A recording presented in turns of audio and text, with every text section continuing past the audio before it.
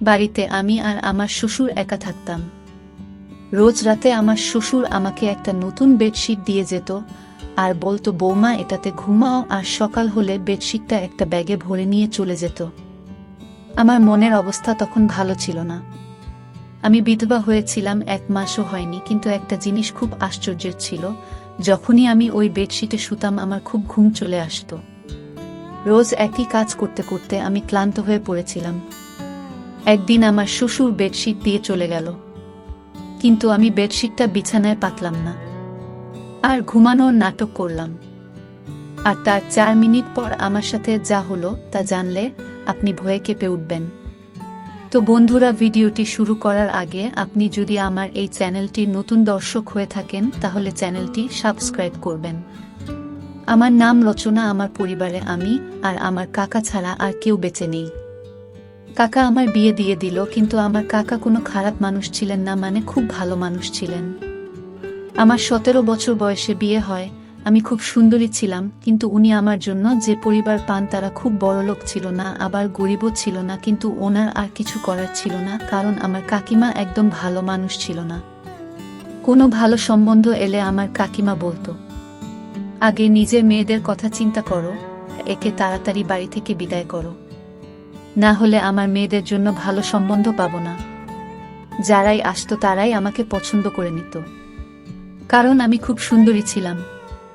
আর আমার কাকার মেয়েরা মোটা আর কালো ছিল, কিন্তু তারা আমার সঙ্গে ভালো ব্যবহারই করত। সবকিছু ঠিক ছিল, খালি কখনো কখনো আমার কাকিমা রেগে যেত, কারণ সম্বন্ধ তার মেয়েদের জন্য আসত, কিন্তু তারা আমাকে পছন্দ করে চলে যেত। এমনও হতো যখন সম্বন্ধ আসতো কাকিমা আমাকে লুকিয়ে দিত। তারপর কাকা অধৈর্য হয়ে আমাকে যেখানে পাঠানোর তাড়াতাড়ি পাঠিয়ে দিলেন। কোনো খোঁজ খবরও নিলেন না, বেশি কোনো প্রশ্ন করলেন না। যে বাড়িতে আমার বিয়ে হয়েছিল সেখানে কেউ ছিল না। আমার বর দেরাদুনে চাকরি করত, সেখান থেকে বাড়ি আসতে তার একদিন সময় লেগে যেত, তাই রোজ আসা যাওয়া করতে পারত না। প্রতি 4 মাস অন্তর 1 সপ্তাহের ছুটি নিয়ে আসত। আমি ভাবতাম, ঠিক আছে, বিদেশে তো আর থাকে না, না হলে বছরের পর বছর অপেক্ষা করতে হতো, তাও আসতে পারত না। বাড়িতে আমার শ্বশুর ছাড়া কেউই ছিল না, কিন্তু আমার বর বলল, তোমার চিন্তা করার দরকার নেই। আমার বাবা খুব ভালো মানুষ, আর উনি সত্যিই খুব ভালো মানুষ ছিলেন, আর আমার খুব খেয়াল রাখতেন।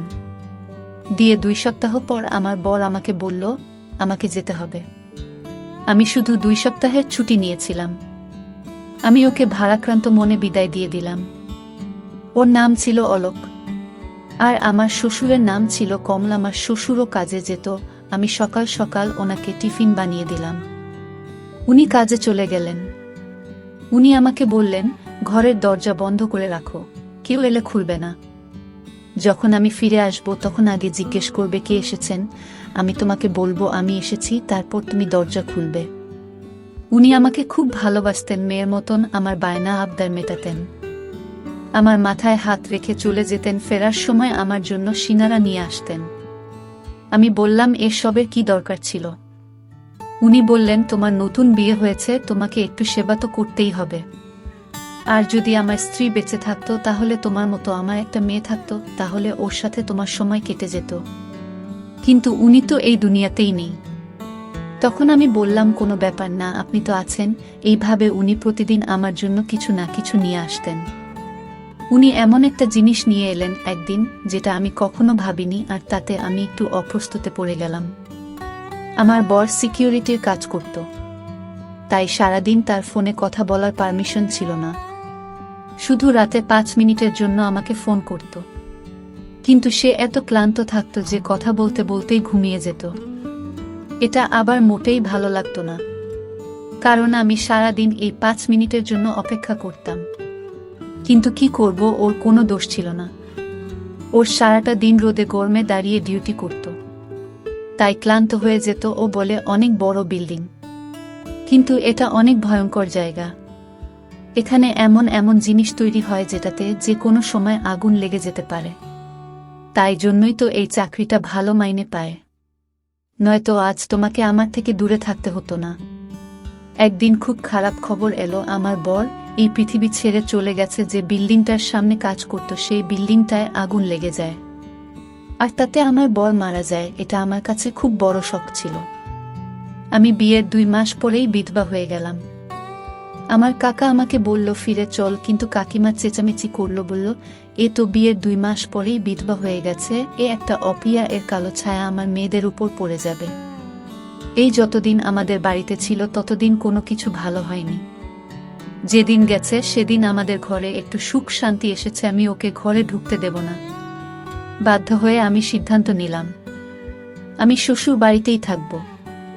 আমার কাকা বলল চিন্তা করিস না, আজকাল তো বিধবা ডিভোর্সি মেয়েদেরও বিয়ে হয়ে যায়, কাউকে না কাউকে পেয়ে যাবি। আমি তোর জন্য আবার ছেলে দেখব, কিন্তু আমি আর বিয়ে করতে চাই না, কারণ আমার বরের কথা আমার খুব মনে পড়ে। আমার শ্বশুর তাড়াতাড়ি কাজ থেকে বাড়ি ফিরে এলো, আর আমি দেখলাম উনি সাথে করে একটা সাদা রঙের বেডশিট নিয়ে এসেছেন। বললেন বৌমা, এটা বিছানায় পেতে এসো। আমি বললাম ঠিক আছে, কিন্তু আমার ওনাকে এটা জিজ্ঞেস করা উচিত ছিল, এটা পেতে আমি কেন শোব। উনি শুধু আমাকে এটাই বলেছিলেন, এটা তোমার জন্য এনেছি, নিজের বিছানায় পেতে নাও। আমি ভাবলাম বাড়ির জন্য এনেছেন, হয়তো এমনিতেও এই বাড়িতে বেশি কিছু জিনিস ছিল না, আর আমাকে উপহার দেওয়ার মতো কেউ ছিল না।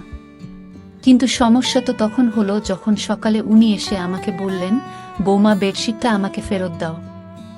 আমি ভেবেছিলাম উনি এটা আমাকে রাখতে দিয়েছেন। আমি বললাম কিন্তু আমি তো ওটা বিছানায় পেতে দিয়েছি, আর রাতে ওটার উপরে ঘুমিয়েছি। উনি বললেন কোন ব্যাপার না, ভালোই করেছ, রাতে ওটার উপর ঘুমিয়েছ, কিন্তু এখন আমাকে ওটা ফেরত দাও। আমি ওই বেডশিটটা বিছানা থেকে তুলে আমার শ্বশুরকে ফেরত দিলাম। উনি বেডশিটটা ব্যাগে ভরে নিয়ে চলে গেলেন। দেখে তো মনে হচ্ছিল ওটা নতুন আর খুব দামি মনে হচ্ছিল, তাই জন্য হয়তো ফেরত দিতে চলে গেলেন। আমিও বেশ কিছু প্রশ্ন না করে বেডশিটটা ফেরত দিলাম। আবার বরের কথা আমার খুব মনে পড়ত, কিন্তু আজকে রাতে আমি খুব ভালোভাবে ঘুমিয়েছি, কিন্তু আগে বেশ কিছুদিন শুয়ে আমি রাতে বিছানায় শুধু কাঁদতাম, কেঁদে কেঁদে পাগলের মতো হয়ে যেতাম। আমার মনে হতো সব কিছু মিথ্যে। এখনই হয়তো আমার স্বামী ফিরে এসে বলবে ওই খবরটা মিথ্যে ছিল, আমি তো একদম ঠিক আছি, আমার তো কিছুই হয়নি। কিন্তু এগুলো শুধুই মন বোঝানো কথা। এরকম ভাবে কি কেউ ফিরে আসে? জীবন বড় খারাপ জিনিস, মানুষের সাথে ন্যায় বিচার করে না, উল্টে মানুষকে এমন পরিস্থিতির মধ্যে ফেলে দেয় যেটার জন্য সে প্রস্তুত ছিল না। আমি তো কখনো ভাবিনি যে আমি এত তাড়াতাড়ি বিধবা হয়ে যাব। আর আমার স্বামী, যার সাথে আমি মাত্র 2 সপ্তাহ কাটিয়েছি, সে এই পৃথিবী ছেড়ে চলে গেল। আমার মনে শুধু একটাই আশা, হয়তো আমি মা হতে চলেছি। আমার স্বামী মারা গেছে মাত্র 1 মাস হয়েছে। কিছুদিন আর যদি বাঁচত তাহলে হয়তো আমি নিশ্চিত হয়ে যেতাম যে আমি সত্যিই মা হতে চলেছি নাকি সেটা নয়, কারণ যখন আমার স্বামী ফিরে গিয়েছিল তার 20 দিন আগে সে আমার কাছে ছিল, আর তার যাওয়ার 2 দিন পরই খবর এলো যে সে আর বেঁচে নেই।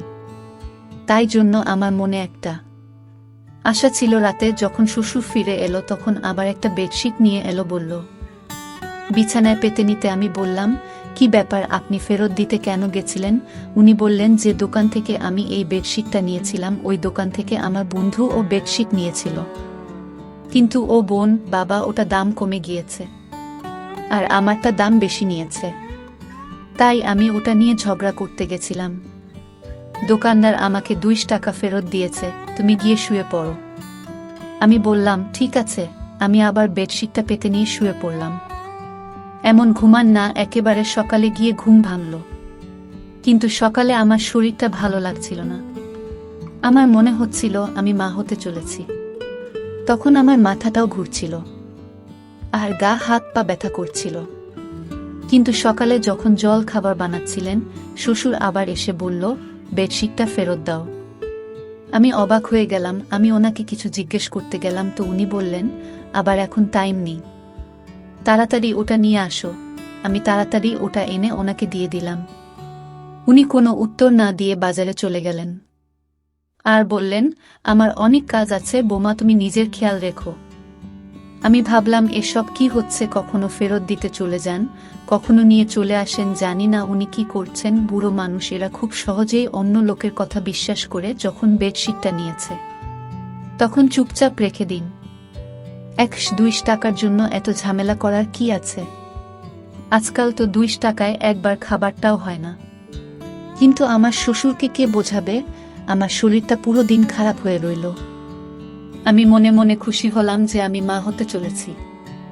আমি এই জন্য খুশি হয়েছিলাম যে আমার স্বামীর কিছু না কিছু চিহ্ন তো আমার কাছে থাকবে। আমি ভেবে নিয়েছিলাম যে যদি ছেলে হয় তাহলে আমি তার নাম আমার স্বামীর নামে রাখব। এই ভেবে অলোক আমার জীবনে আবার ফিরে আসবে। কেউ তো আমার নিজের হবে, না হলে তো আমার জীবনে নিজের বলে কেউ নেই। একমাত্র স্বামী ছিল সে, ও এই পৃথিবী ছেড়ে চলে গেল। আমার শ্বশুর তো রুটিন বানিয়ে ফেলেছিল। উনি রাতে আমাকে পেয়েছি দিতেন, আবার সকালে ফেরত চেয়ে নিতেন, আর আমি এমন ঘুমিয়ে পড়তাম যে আবার কোনো হুঁশ থাকতো না। আমি কোথাও শুনেছিলাম যে যখন মহিলারা হয় তখন তার খুব ঘুম পায়। তাই জন্য আমি অন্য কিছু না ভেবে এই সব নিয়েই বলেছিলাম। কিন্তু 1 সপ্তাহ পর আমার এই আশাটা ভেঙে গেল। আমার মন খুব খারাপ হলো। আমি গর্ভবতী ছিলাম না, আমার স্বামীর কোনো চিহ্ন আমার কাছে রইল না। আমার খুব বেশি আফসোস লাগছিল, খুব কাছে ছিলাম। শ্বশুরকে এসব কিছুই বলিনি, কিন্তু উনি জিজ্ঞেস করলেন কাঁদছো কেন? আমি বললাম না কিছু না। কিন্তু আবার আমি চিন্তা করতে লাগলাম, যদি আমি গর্ভবতী হব তাহলে আমার এত কেন ঘুম পায়, আমার শরীর এত ব্যথা হয় কেন? আমি তো ভাবছিলাম এসব কিছু গর্ভবতী হওয়ার জন্য হচ্ছে, তাহলে আমার শরীর এত খারাপই বা ছিল কেন?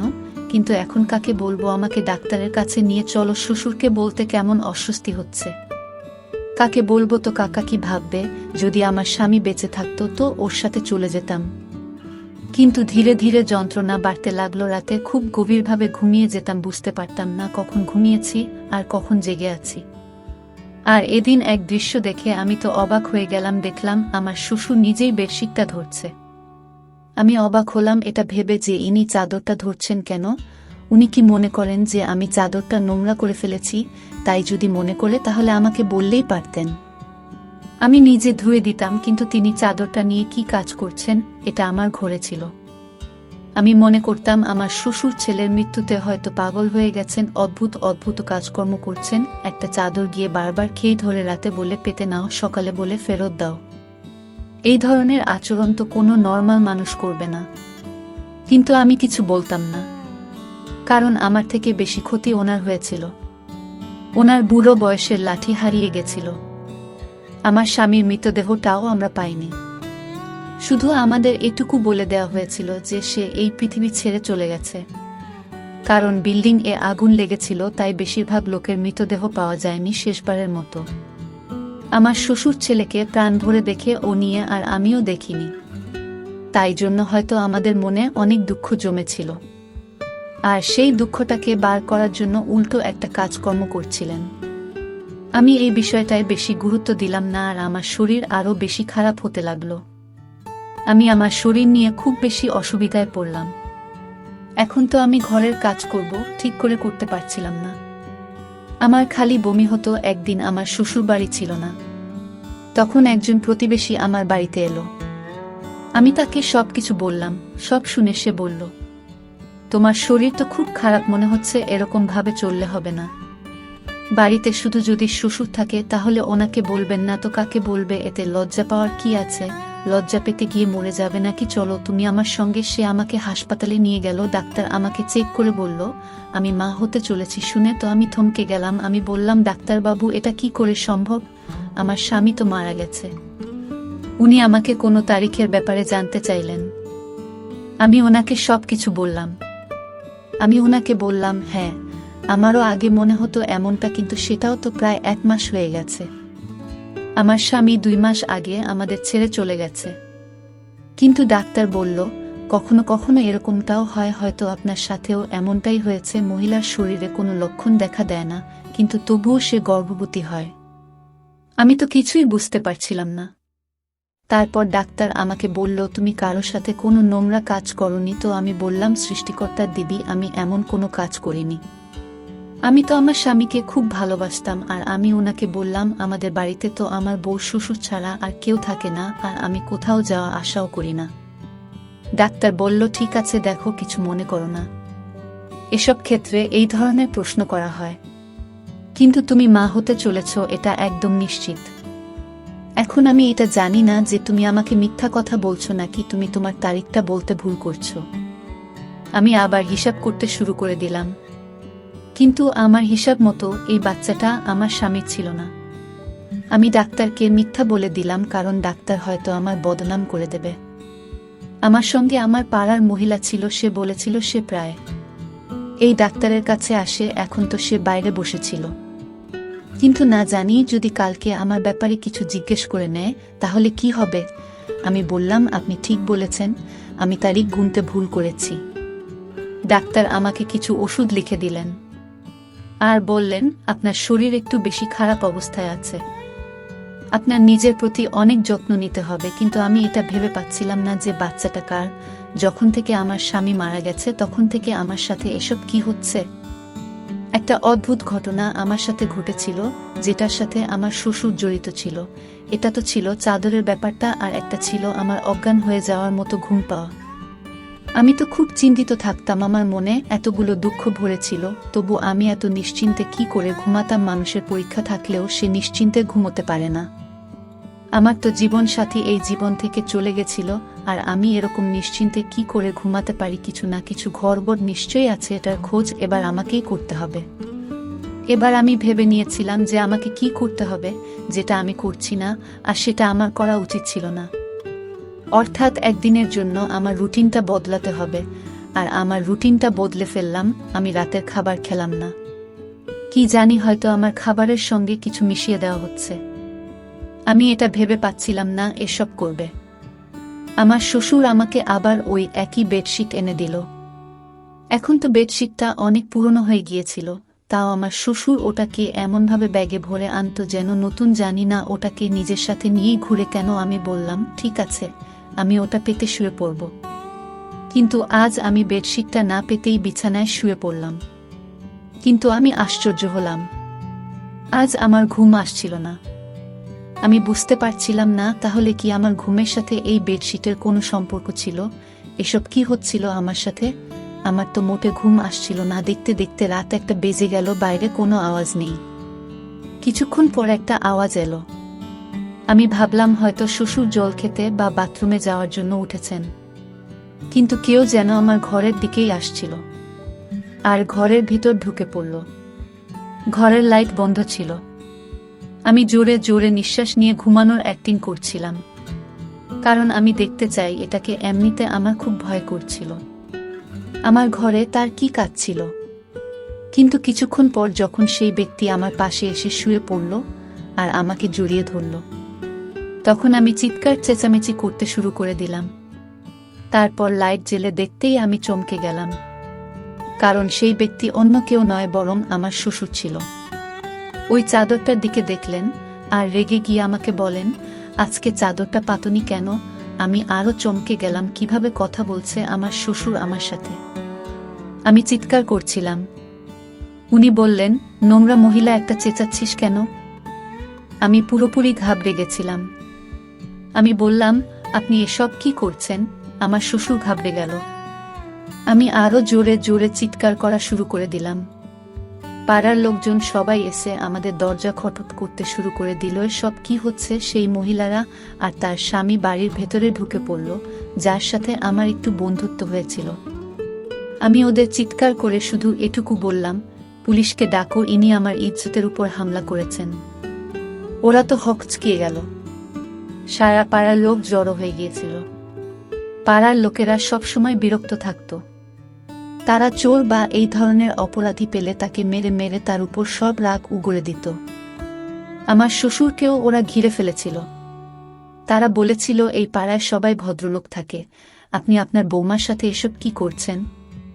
তাছাড়া আমি ওই মহিলাকে আগেই বলেছিলাম আমি মা হতে চলেছি, আর আমি জানি না এই বাচ্চাটাকে। আর আমার শ্বশুর এবার মুখ খুললেন। উনি বললেন, উনি চাদরে ঘুমের ওষুধ মিশিয়ে নিয়ে আসতেন। যখন ওষুধটা আমার নিঃশ্বাসে যেত তখন আমি অজ্ঞান হয়ে যেতাম। আর উনি রোজ আমার ইজ্জতের উপর হামলা করতেন। যবে থেকে আমার স্বামী মারা গেছে তবে থেকে উনি আমার সাথে এটা করছেন। আর এই বাচ্চাটা, উনার সবাই নিজের কানে হাত দিয়ে ছিছি করতে লাগলো। কেউ কেউ বলল, এই ব্যক্তিকে পাড়া থেকে বের করে দাও। কিন্তু আমি আওয়াজ উঠালাম।